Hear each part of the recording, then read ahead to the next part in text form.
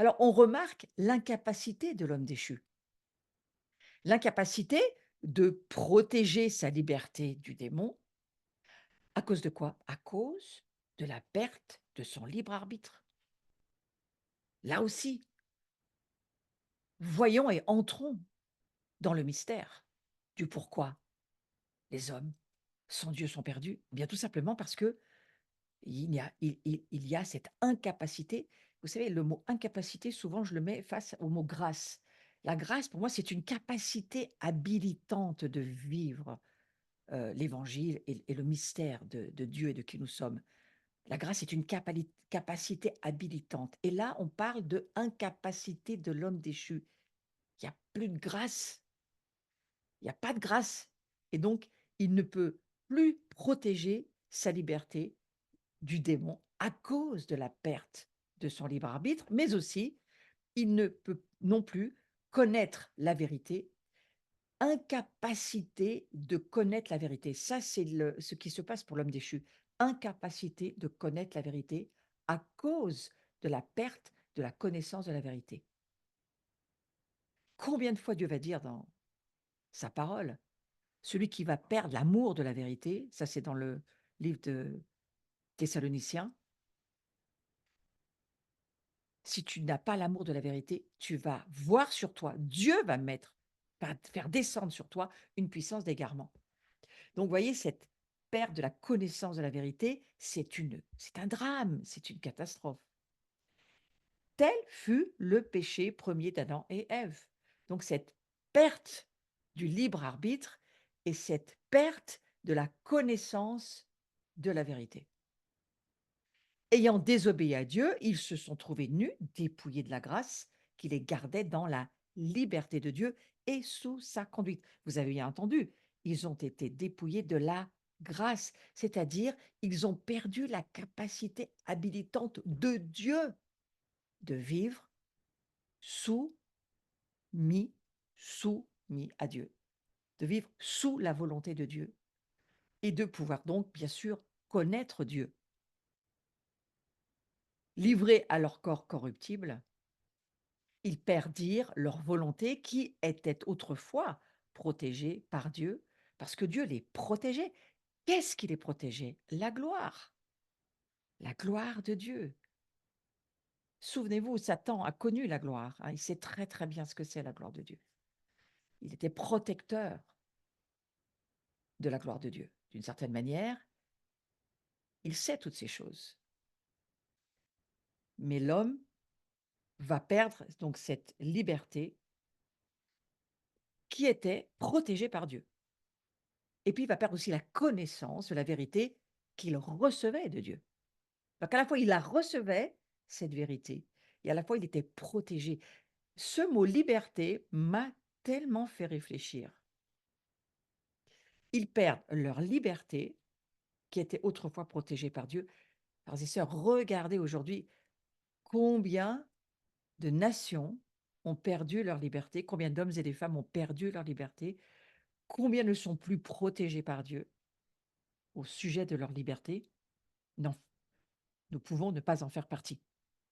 Et puis, combien ne reçoivent plus du tout de Dieu la connaissance de la vérité.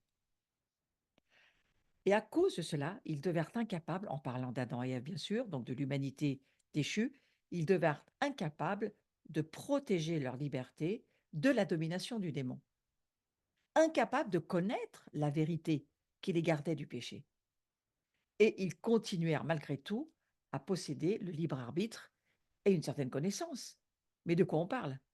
De quel libre arbitre on parle et de quelle connaissance on parle si, au fond, ce n'est plus Dieu qui protège et qui permet qu'ils reçoivent de lui la connaissance de la vérité. Si ce n'est plus Dieu, c'est qui? Celui qui n'est pas avec moi et contre moi, va dire Jésus. Il n'y a que deux royaumes, il n'y a que deux possibilités, Dieu ou Satan. Il n'y en a pas trois. Il n'y a pas d'autres possibilités. Il n'y a que deux présupposés, où Dieu existe, ou il n'existe pas. Si Dieu existe, alors il y a un royaume, le royaume de Dieu, et il y a un autre royaume, le royaume de Satan et des démons. Il n'y a pas de no man's land, il n'y a pas de purgatoire au milieu, il n'y a rien, rien. C'est ou c'est Christ et Dieu, ou ce n'est pas lui. Et donc c'est le diable. C'est très, très radical. Malgré le fait que l'homme se soit livré aux passions terrestres, coupé de toute connaissance des choses d'en haut, malgré le fait que sa vie aboutit à la mort. Ouais. Il va garder, quoi qu'il en soit, il va garder ce libre arbitre et cette connaissance, mais de quoi parle-t-on? Donc Dieu va démontrer sa faveur envers l'humanité.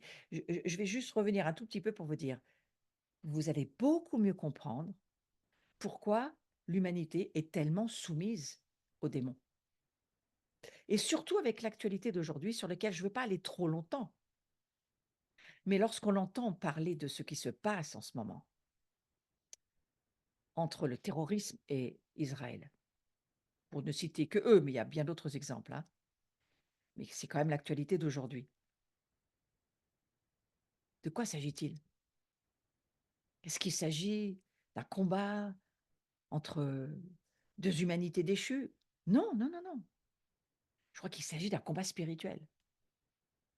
Et il y a un peuple qui est choisi par Dieu et qui vivait en paix, qui ne demandait rien à personne, du reste, là, à ce sujet-là. Et tout à coup, le terrorisme qui se lève et qui vient frapper. Ouais. Et on parle de choses immondes, de barbarie, mais de quoi parle-t-on? On parle juste de démons qui prennent les hommes et qui les utilisent. On parle d'un monde spirituel. Voyez, donc il ne faut pas se tromper de sujet. Parce que l'homme qui ne connaît pas Dieu, il perd sa liberté, autrefois protégée par Dieu, et il perd la connaissance de la vérité.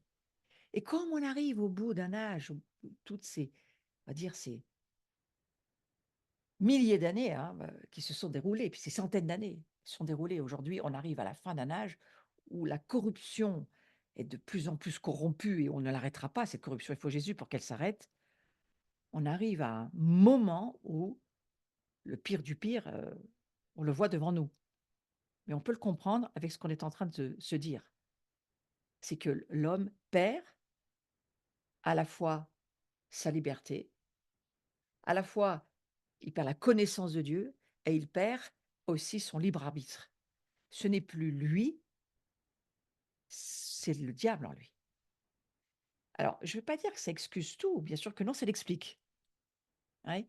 Quand Jésus va dire sur la croix, Père, pardonne-leur, ils ne savent pas ce qu'ils font, je crois que Jésus le sait.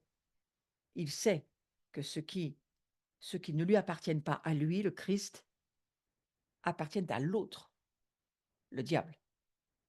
Et ce diable, le peu que je viens d'amener aujourd'hui dans ce cours, et on va beaucoup creuser ce cours, on va beaucoup y rester sur cette question, parce que je crois qu'il faut rentrer dans ce mystère de qui nous sommes.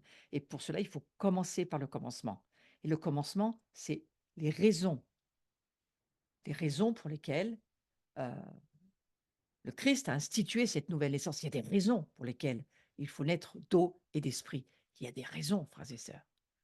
Mais on a déjà deux raisons là qui sont extrêmement importantes. C'est qu'on se rend compte que l'homme coupé de Dieu va perdre sa connaissance de Dieu et donc de tout le reste. L'arbre de la connaissance du bien et du mal, c'est pas l'arbre de vie, c'est un arbre qui va grandir sans Dieu et donc qui va rentrer, aller se développer dans toutes les perversions possibles, inimaginables, toutes les corruptions possibles, inimaginables. Ouvrez la télé, vous allez voir, c'est partout exposé. Et puis, il perd le contrôle de sa propre volonté. Il n'est plus en contrôle de sa propre vie. L'homme sans Dieu. Donc, ça explique déjà, selon moi, un certain nombre de choses. Mais Dieu va démontrer sa faveur envers l'humanité. Ça, c'est quand même la bonne nouvelle. Donc, Dieu va démontrer cette faveur envers toute l'humanité. Moi, je rentre d'Arménie et donc je peux vous dire que j'ai vu cette faveur de Dieu. Voilà, en montant sur l'Ararat, puisque j'étais en Arménie la semaine dernière avec un certain nombre d'autres personnes, d'intercesseurs. Et on s'est souvenu à cet endroit, en Arménie, sachant que l'Ararat n'est pas en Arménie, mais on le voyait de loin, parce que là, aujourd'hui, il se trouve en Turquie, mais à la base et en réalité, il est quand même euh, arménien, selon moi. L'alliance avec Noé, comment ça s'est passé? Cette alliance qui s'est faite avec Noé, c'était une alliance pour toute l'humanité, où Dieu va dire à Noé, tu sais, Noé, voilà, ok, je ne recommencerai pas, je ne recommencerai pas cette affaire de déluge, et je vais prendre une alliance éternelle, perpétuelle avec l'humanité. Et il va faire cette alliance avec Noé, cette alliance noachique, à laquelle nous, aujourd'hui, on est bien entendu au bénéfice. Ouais. Et j'ai compris en étant en Arménie, en relisant tous ces textes de l'alliance avec Noé, cette première alliance faite avec toute l'humanité, tous les fils de Noé, hein, Sem, Cham, Japhet, qui représentent, on va dire, l'humanité entière, finalement, tous les enfants de Noé. Bruno montre une photo de là où nous nous trouvions. Là, nous sommes en Arménie, mais en face, c'est l'Ararat est en Turquie, mais voilà, c'est quand même. Moi, je veux rendre l'honneur aux Arméniens. Je pense que l'Ararat, c'est quand même arménien. Et pour dire que sur cette montagne où se trouve encore aujourd'hui, c'est scientifiquement retrouvé l'arche de Noé, Dieu a fait alliance avec l'humanité. Et vous savez que je crois que cette faveur de Dieu, quand je vous dis Dieu va démontrer sa faveur envers l'humanité, eh bien, les textes nous le disent dans Genèse 6, 7, 8, 9, hein, toute cette partie de la Genèse où Dieu va dire, je fais alliance avec vous et vous allez voir une marque dans les cieux, l'arc-en-ciel, l'arche de l'alliance, hein, l'arc-en-ciel qui va montrer mon accord pour vous protéger. Je vais vous protéger, je vais protéger votre liberté, je vais protéger qui vous êtes. Je veux prendre part dans l'alliance, c'est moi qui vais tenir l'alliance, c'est pas vous, c'est ce que Dieu va dire. Et il va dire, eh bien, voilà, je vais vous rendre tout ce que vous avez perdu. En fait, c'est ça que le Père Dieu qui nous aime vient nous dire dans cette alliance qui se fait avec Noé. Toutes les autres alliances, qui ne sont que des alliances avec Israël du reste, n'ont qu'un but, c'est de nous ramener à l'alliance avec Noé, l'alliance noachique, pour nous dire, oui, Dieu s'est choisi un peuple, mais ce peuple-là, il est amené pour nous amener à comprendre qu'au travers du Messie, tous les hommes peuvent être sauvés. Et puis, on a eu un petit moment où on a relâché une colombe, histoire de se souvenir que c'est de là que Dieu s'est posé, qu'il est venu se reposer, il est venu poser sa présence, il est venu poser sa gloire, et il est venu surtout poser son Saint-Esprit. La première fois, souvenez-vous, dans les textes, elle revient, cette colombe, parce qu'elle ne trouve pas où se poser. L'eau n'était pas suffisamment redescendue. Et la deuxième fois, elle se pose, elle ne revient pas. Et nous sommes dans un temps prophétique où Dieu est en train de nous dire, je suis revenu et je suis toujours là pour que mon esprit puisse reposer sur toute personne qui acceptera en Jésus-Christ le salut que je propose. Et il nous ramène évidemment dans cette nouvelle création dans laquelle je vais aller pendant plusieurs semaines, pour pas dire plusieurs mois. Mais souvenons-nous, parce que c'est quelque chose, je crois, aujourd'hui qu'on peut vraiment voir pour y entrer dans ce mystère, c'est que toutes les alliances avec Israël ne sont là que pour accomplir l'alliance noachique. C'est un père qui veut retrouver sa famille. Un père qui a choisi une famille, Noé, et qui ensuite va choisir une nation, Israël, et qui ensuite va choisir d'amener son fils pour ramener sa gloire, parce que nous l'avions tous perdu, cette gloire. Tous les hommes ont péché et sont privés de la gloire de Dieu. Virgule. Sauf qu'en Jésus-Christ, nous retrouvons cette gloire. Et nous verrons beaucoup plus tard, ô combien, en rentrant dans le mystère de la nouvelle naissance, de cette recréation, que c'est encore mieux que ce que Dieu avait prévu au départ avec Adam et Ève, puisque nous ne naissons plus d'une manière terrestre. Frères et sœurs, nous naissons d'une manière céleste. Nous avons une naissance d'en haut. Nous ne sommes plus d'en bas. Bon, on y reviendra, hein. Et donc, là où je vais aller tout doucement, je voulais juste vous redire la faveur de Dieu envers l'humanité et ô combien pour moi ça me parle de cette alliance perpétuelle, éternelle, qu'il rompra dans Zacharie 11, on voit qu'à un moment donné, il va rompre cette alliance, perpétuelle, mais qu'il va redonner au travers de Jésus-Christ et que Jésus, c'est la garantie que cette alliance-là, elle est éternelle et pour toujours. Donc soyons sûrs de ça, frères et sœurs. L'amour de Dieu pour nous, il est éternel, il est pour toujours. Mais vous voyez combien il était indispensable que l'homme soit recréé d'une nouvelle création, d'une création nouvelle, qui, cette fois, fut d'en haut, de l'esprit, au lieu d'être tiré de la poussière. Vous voyez, il était indispensable. Parce que, au fond, notre vieil homme, souvenons-nous, par la foi, relisons tous les textes de Paul, ce vieil homme, notre vieil homme, il a été mis à mort en Christ, afin que l'homme nouveau puisse venir à la vie en nous. Et cela, c'est quoi? Eh bien, c'est le produit de la vérité. Vous voyez, cette vérité que Dieu de nouveau va protéger par le Saint-Esprit en nous, cette colombe qu'il a envoyée, qui s'est posée sur la terre nous appartient, nous sommes des êtres de chair, mais pas seulement, nous sommes des êtres spirituels aujourd'hui. Donc il était indispensable qu'on soit recréé, pas créé, recréé, d'une création nouvelle, une création kainos, on y reviendra.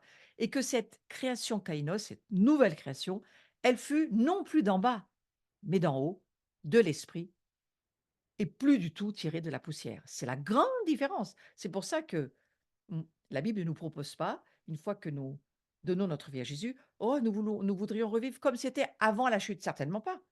Certainement pas. Non, non, on va pas revivre comme c'était avant la chute, on va revivre comme c'est maintenant en Jésus-Christ, dans la recréation, la création nouvelle que nous sommes, parce que nous sommes le corps du Messie, nous sommes le corps de Christ. Alors, examinons d'un peu plus près l'échange qui a lieu entre le vieil homme et l'homme nouveau. Le vieil homme, c'est le produit du mensonge du diable. Vous m'entendez? Le vieil homme, c'est le produit du mensonge du diable. C'est le fruit de la tromperie.